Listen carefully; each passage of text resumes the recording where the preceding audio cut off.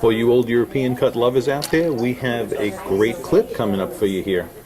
We're going to be looking at 4 old European cuts in this video.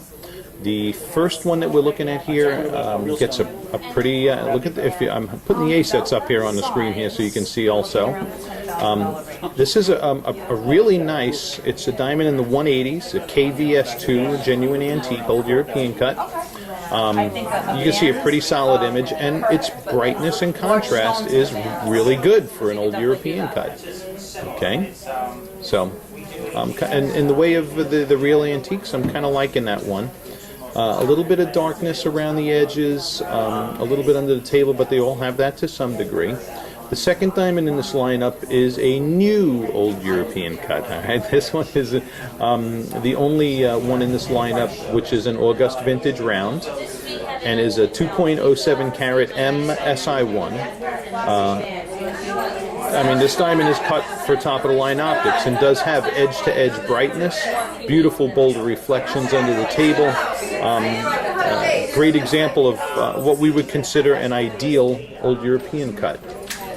Okay, designed by yours truly. The third one in the lineup here is a diamond around the 260 range, is an EGL graded GSI1. All right, this diamond here, if you notice around the perimeter, the edges are kind of dark, and this diamond has that darkness because of extreme digging, what they call digging, of the upper half facets, and I believe also on the lower half facets, so it's causing the diamond to go dark around the perimeter.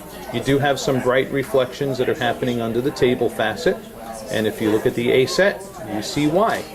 Okay, there's so this diamond is collecting light from above as opposed to collecting it from the walls around the perimeter. And so you got some bright reflections happening there, and is a good thing about that. But all that darkness around the edges, well, pretty common feature in old European cuts. Right, we see it a little bit in this one also, but not to the degree that we do in this third one. Okay, I mean, when you look at the ASETs, this one here has an ASET that's just, it doesn't get better than that with regards to the cut of an old European. Lastly, and this is a pretty decent stone here, this is another old European cut. It's a 275 MVS2, and this is, in the world of old European cuts, I would say is a good stone. All right, we're going to look at brightness also by the window and get some shots in natural lighting of these 3 guys as well. So so this is good. This would be my last pick of these. Of course, you know, this is just hard to beat, but then again, it's a new old European cut. And there's the 4 of them. All right.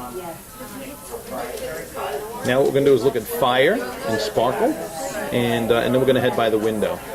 Okay. And as we have these, that first, look at that first 180. That is kicking back some excellent fire for a genuine old European cut. Okay, so good correlation here in this one between its ASET and what we're seeing visibly. Okay, I mean, this one here, you know, it's designed for cuts, so you're going to get all those big bright colors and rainbows and everything like that. Looking beautiful. This 260. You know, you see a strong fire under the table, kind of like what we see in that ASET also, but it's kind of losing it down the crown angles more so. And then lastly, here's that 275. Okay, which has some pretty good fire going on. You can see some bold flash happening. A lot more than you do in the third diamond for sure. Okay, so of the genuine antiques, so far my hat is off to this one. This one probably go number 1. Maybe this one number 2, and this one last. That's not including the August vintage round, because this one kind of has a little bit of an unfair advantage because it was cut for optics. So all those rainbows that you see and everything, you should be getting that in an ideal old European cut. All right. So let's go over by the window and take a third glance at these diamonds. All right, and as we're here by the window, this is the 180. I believe it's around a 185. And look at how bright that thing is. Beautiful, beautiful, beautiful. These first two diamonds in the lineup happen to make a nice comparison between two old European cuts that have great optics. Okay. So there's the 180 on the left, and to the right is the 207 MSI1 August Vintage Round. And these have brother facets. Absolutely gorgeous. And a lot of it has to do with the bottom pattern here. Magnificent. So this bottom pattern, these especially. Both of these very pretty to look at, Triangles here. and just gorgeous. Okay, let's look at the next two. Alrighty, and as we look at the last two old European cuts. All right, there is the 260G SI1. By the way, we got to confirm that color because that is an EGL graded G. And you can see some bright reflections happening under the table there. It does still have that darkness due to the digging that we saw in the diffuse light earlier. Here is that 275, which happens to be, you know, a really nice old European cut. Okay, so we're getting some bold flash. Look at the bold flash happening under the table. Very, very pretty. Wow, I mean, each way. Okay. What is the size? What do you think? Just as a final comparison, I want to see how this does next to the August Vintage Round. That's right. Okay.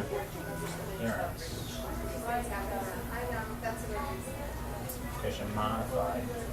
There's the two of those side by side. It's a lot different. Right? So they try to mimic the pattern. When they draw this out, they're trying to mimic the pattern that's on that diamond. You know. But usually Two gorgeous diamonds, both with pretty good edge to edge, both with edge to edge light return. Under the table facet, you know, the August Vintage does have an advantage because it was cut that way, obviously. But I'm just going to say, in the world of old European cuts, that 275 is pretty darn good. All right, so that wraps this video up. Thank you for watching, and always happy to serve our old European cut lovers out there. Thanks for watching.